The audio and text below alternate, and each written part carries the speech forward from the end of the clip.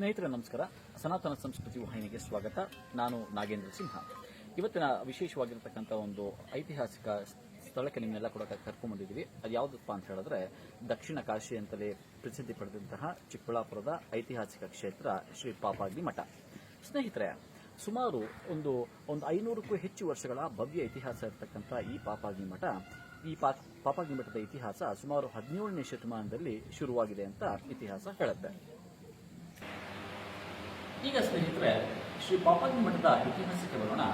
ಸುಮಾರು 17ನೇ ಶತಮಾನದಲ್ಲಿ ಭಾರತದಲ್ಲಿ ಏನಾಗ್ತಾ ಇತ್ತು ಅಂತ ಹೇಳಿದ್ರೆ ಮಹಮ್ಮದೀಯರ ದಾಳಿ ಹೆಚ್ಚಾಗಿತ್ತು.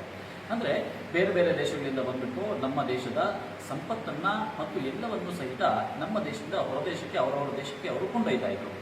ಆದರೆ ಒಂದು ಅರ್ಥ ಮಾಡ್ಕೊಳ್ಳಿ ಸ್ನೇಹಿತರೆ, ನಮ್ಮ ದೇಶದಿಂದ ಎಲ್ಲವನ್ನು ತಗೊಂಡೋದ್ರು, ನಮ್ಮ ಸಂಪತ್ತು ತಗೊಂಡೋದ್ರು, ನಮ್ಮ ಹೆಣ್ಮಕ್ಳನ್ನ ದುರ್ಬಳಕೆ ಮಾಡಿಕೊಂಡ್ರು, ಎಲ್ಲವೂ ಮಾಡಿಕೊಂಡ್ರು. ಆದರೆ ನಮ್ಮಲ್ಲಿರ್ತಕ್ಕಂಥ ಸಂಸ್ಕೃತಿಯನ್ನ ಅವ್ರು ಯಾವತ್ತೂ ಕೂಡ ಅಷ್ಟೇ ನಮ್ಮ ದೇಶದಿಂದ ಆಚೆ ಕಡೆ ದೇಶಕ್ಕೆ ತೆಗೆದುಕೊಳ್ಳಕ್ಕೆ ಹೋಗಕ್ಕೆ ಆಗಲಿಲ್ಲ.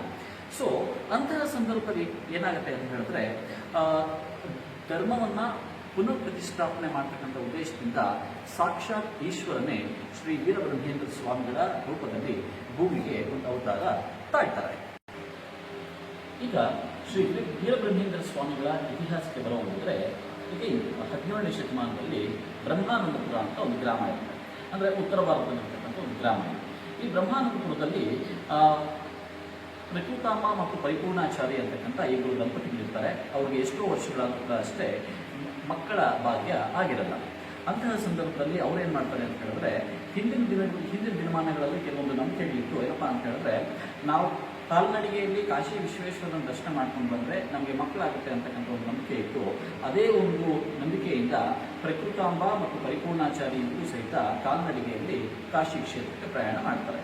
ಆ ಕಾಶಿ ಕ್ಷೇತ್ರಕ್ಕೆ ಪ್ರಯಾಣ ಮಾಡಿಬಿಟ್ಟು ಸಾಕ್ಷಾತ್ ವಿಶ್ವೇಶ್ವರನ ದರ್ಶನವನ್ನು ಮಾಡಿಕೊಂಡು ಎಗೈನ್ ಅವರು ರಿಟರ್ನ್ ಆಗಬೇಕಾದ್ರೆ ಅಲ್ಲಿ ಒಂದು ದಿನ ರಾತ್ರಿ ಈಶ್ವರ ಈ ಪ್ರಕೃತಾಂಬೆಯ ಒಂದು ಕನಸಿನಲ್ಲಿ ಬರ್ತಾರೆ. ಕನಸಿನಲ್ಲಿ ಬಂದು ಹೇಳ್ತಾರೆ, ಅಮ್ಮ, ಈ ಲೋಕದ ಧರ್ಮವನ್ನ ಪುನರ್ ಪ್ರತಿಷ್ಠಾಪನೆ ಮಾಡಲಿಕ್ಕೋಸ್ಕರ ನಾನೇ ಶ್ರೀ ವೀರಬ್ರಹ್ಮೇಂದ್ರನ ರೂಪದಲ್ಲಿ ನಿನ್ನ ಹೊಟ್ಟೆಯಲ್ಲಿ ಹುಟ್ಟುತ್ತಾ ಇದ್ದೀನಿ ಅಂತ ಹೇಳ್ತಾರೆ.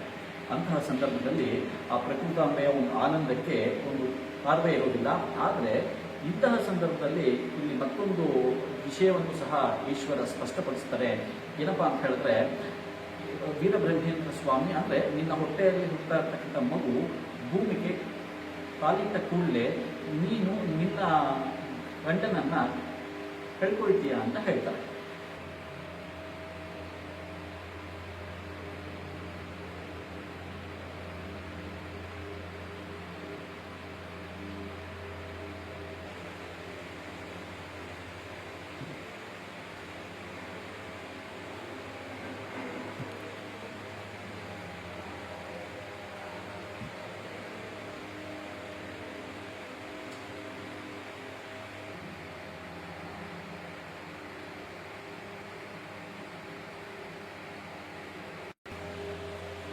ಸೊ ಇಂತಹ ಸಂದರ್ಭದಲ್ಲಿ ಅವರ ಕನಸಿನಲ್ಲಿ ಬಂದಿರತಕ್ಕಂಥ ಅಶರೀರವಾಣಿಯನ್ನು ಕೇಳಿಸಿಕೊಂಡು ಅವ್ರಿಗೆ ಎರಡು ಥರವಾಗಿರ್ತಕ್ಕಂಥ ಒಂದು ಭಾವನೆಗಳು ಮೂಡಿ ಬರುತ್ತೆ. ಒಂದೇನಪ್ಪ ಅಂತ ಹೇಳಿದ್ರೆ ಹೊಟ್ಟೆಯಲ್ಲಿ ಮಗು ಆಗ್ತಾ ಇದೆ ಅಂತಕ್ಕಂಥ ಸಂತೋಷ, ಮತ್ತೊಂದೇನಪ್ಪ ಅಂತ ಹೇಳಿದ್ರೆ ಮಗು ಭೂಮಿಗೆ ಅವತಾರ ಮಾಡಿದ ನಂತರ ತನ್ನ ಗಂಡನನ್ನ ಕಳ್ಕೊಳ್ತಕ್ಕಂಥ ಒಂದು ಅಸಹನೆ ಅವರಲ್ಲಿ ಮೂಡಿ ಬರುತ್ತೆ ಸ್ನೇಹಿತರೆ.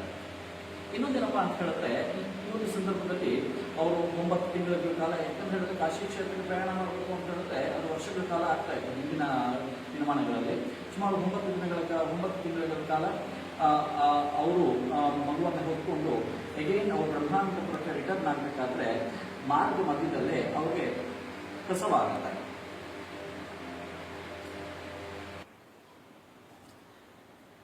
ಪ್ರಕೃತಾಂಬ ಕಾಶಿಯಿಂದ ಬರಬೇಕಾದ್ರೆ ಮಾರ್ಗ ಮಧ್ಯದಲ್ಲಿ ಬ್ರಹ್ಮಾನಂದಪುರಕ್ಕೆ ಬರಬೇಕಾದ್ರೆ ಮಾರ್ಗ ಮಧ್ಯದಲ್ಲಿ ಶ್ರೀ ವೀರಬ್ರಹ್ಮೇಂದ್ರ ಸ್ವಾಮಿಯವರಿಗೆ ಜನ್ಮ ನೀಡ್ತಾರೆ. ಅವರ ಅಶರೀರವಾಣಿ ಗೊತ್ತಿರುತ್ತೆ. ಆ ಸ್ವಾಮಿಯ ಜನ್ಮವಾದ ನಂತರ ಏನಾಗುತ್ತೆ ಅಂತ ಹೇಳಿದ್ರೆ ಅವರ ಹಸ್ಬೆಂಡು ಇಹಲೋಕವನ್ನ ತ್ಯಜಿಸ್ತಾರೆ.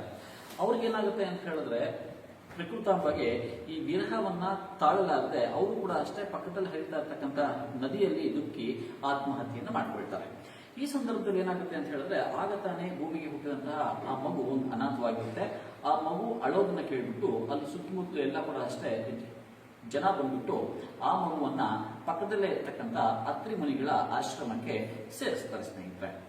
ನಂತರ ಅತ್ರಿ ಮುನಿಗಳಿಗೂ ಸಹ ಒಂದು ಅಶರೀರವಾಣಿ ಆಗಿರುತ್ತೆ.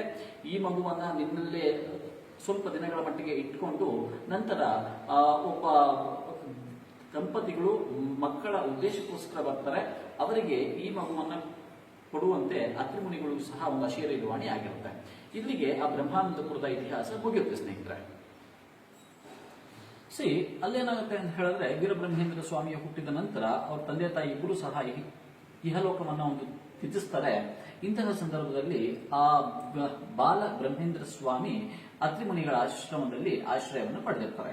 ಸ್ನೇಹಿತರೆ, ಚಿಕ್ಕಬಳ್ಳಾಪುರದಲ್ಲಿ ಸುಮಾರು ವರ್ಷಗಳ ಬಗ್ಗೆ ಇತಿಹಾಸ ಇರತಕ್ಕಂತ ಈ ಪಾಪಾಗ್ನಿ ಮಠ ಇರುತ್ತೆ. ಈ ಪಾಪಾಗ್ನಿ ಮಠದ ಒಂದು ಅಧ್ಯಕ್ಷತೆಯನ್ನ ಶ್ರೀ ವೀರಭೋಜಾಚಾರ್ಯರು ನೋಡ್ಕೊಳ್ತಾ ಇರ್ತಾರೆ. ಇವರ ಶ್ರೀಮತಿ ಪಾಪಮಾಂಬ ಆಗಿರ್ತಾರೆ. ಇವ್ರಿಗೂ ಸಹ ಏನಾಗಿರುತ್ತೆ ಅಂತ ಹೇಳಿದ್ರೆ, ಮದುವೆಯಾಗಿ ಹಲವಾರು ವರ್ಷಗಳಾದ್ರೂ ಸಹ ಮಕ್ಕಳ ಭಾಗ್ಯ ಇರೋದಿಲ್ಲ. ಇವರು ಕೂಡ ಅಷ್ಟೇ ಕಾಶಿ ವಿಶ್ವೇಶ್ವರನ ಸಂದರ್ಶನ ಮಾಡ್ಕೊಂಡು ಬಂದ್ರೆ ನಮಗೆ ಮಕ್ಕಳಾಗುತ್ತೆ ಅಂತ ಒಂದು ನಂಬಿಕೆಯಿಂದ ಕಾಶಿ ವಿಶ್ವೇಶ್ವರನ ಸಂದರ್ಶನಕ್ಕೆ ಕಾಲ್ನಡಿಗೆಯಲ್ಲಿ ಹೊರಟಿರ್ತಾರೆ.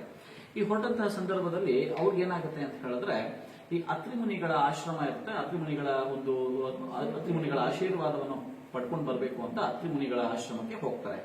ಅಲ್ಲಿ ಆಲ್ರೆಡಿ ಒಂದು ಅಶರೀರವಾಣಿ ಅತ್ರಿ ಮುನಿಗಳಿಗೆ ಹೇಳಿರ್ತಾರೆ, ಈ ತರ ಇಬ್ಬರು ದಂಪತಿಗಳು ಚಿಕ್ಕಬಳ್ಳಾಪುರದಿಂದ ಬರ್ತಾರೆ ಪಾಪಾಗ್ನಿ ಮಠದಿಂದ, ಅವರಿಗೆ ಈ ಮಗುವನ್ನ ಒಂದು ಜವಾಬ್ದಾರಿಯನ್ನು ವಹಿಸುವಂತೆ ಒಂದು ಅಶರೀರವಾಣಿ ಆಗಿರುತ್ತೆ.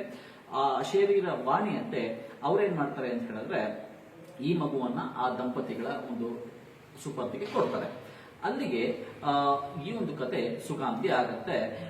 ಇನ್ನ ಮುಂದೆ ವೀರಭೋಜಾಚಾರ್ಯ ಮತ್ತು ಪಾಪಮಾಂಬನ ಒಂದು ಸಾಕು ಮಗುವಾಗಿ ವೀರಬ್ರಹ್ಮೇಂದ್ರ ಸ್ವಾಮಿಗಳು ಸುಮಾರು 14 ವರ್ಷಗಳ ಕಾಲ ಇದೇ ಒಂದು ಪಾಪಾಗ್ನಿ ಮಠದಲ್ಲಿ ಇರ್ತಾರೆ ಅಂತ ಇತಿಹಾಸ ಹೇಳುತ್ತೆ ಸ್ನೇಹಿತರೆ. ನಂತರ ಏನಾಗುತ್ತೆ ಅಂತ ಹೇಳಿದ್ರೆ, ತುಂಬಾ ಅಂದ್ರೆ ಒಂದು ಮಗುವಿಗೋಸ್ಕರ ಬಂದ್ಬಿಟ್ಟು ಅಲ್ಲೇ ಒಂದು ಮಗುವಿನ ಒಂದು ಈಶ್ವರನ ಪ್ರಸಾದದಂತೆ ಮಗು ಸಿಗುತ್ತೆ. ಆ ಮಗುವನ್ನ ತೆಗೆದುಕೊಂಡು ಹೋಗಿ ಶ್ರೀ ಕಾಶಿ ವಿಶ್ವೇಶ್ವರನ ಸಂದರ್ಶನ ಮಾಡ್ಕೊಂಡು ಬರ್ತಾರೆ. ಇಲ್ಲಿ ನಮ್ಮ ಹಿಂದೆ ಒಂದು ಅಂದ್ರೆ ಹಿಂದಿನ ಕಾಲದಿಂದ ಏನಪ್ಪಾ ಅಂತ ಹೇಳಿದ್ರೆ, 3 ಅಂತಕ್ಕಂಥದ್ದು ಎಲ್ಲೋ ಒಂಥರ ಅಪಶಕುನ ಸಂಖ್ಯೆ ಅಂತ ನಾವು ಭಾವಿಸ್ತಾ ಬಂದಿದ್ದೀವಿ. ಆಗ್ಲೂ ಸಹಿತ ಅದೇ ಒಂದು ಆಚರಣೆ ಚಾಲ್ತಿಯಲ್ಲಿತ್ತು ಅನ್ಸುತ್ತೆ. ಹೋಗುವಾಗ ಇಬ್ರು ಹೋಗಿದ್ರು, ಕಾಶಿಯಿಂದ ಬರಬೇಕಾದ್ರೆ 3 ಜನ ಬಂದ್ರು ಅಲ್ವಾ.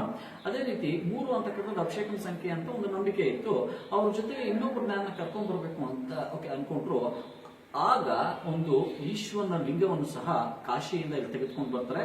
ಇದೇ ಪಾಪಾಗ್ನಿ ಮಠದಲ್ಲಿ ಈಶ್ವರನ ಲಿಂಗ ಶ್ರೀ ವೀರಭೋಜಾಚಾರ್ಯರಿಂದ ಪ್ರತಿಷ್ಠಾಪನೆ ಆಗಿದೆ ಸ್ನೇಹಿತರೆ.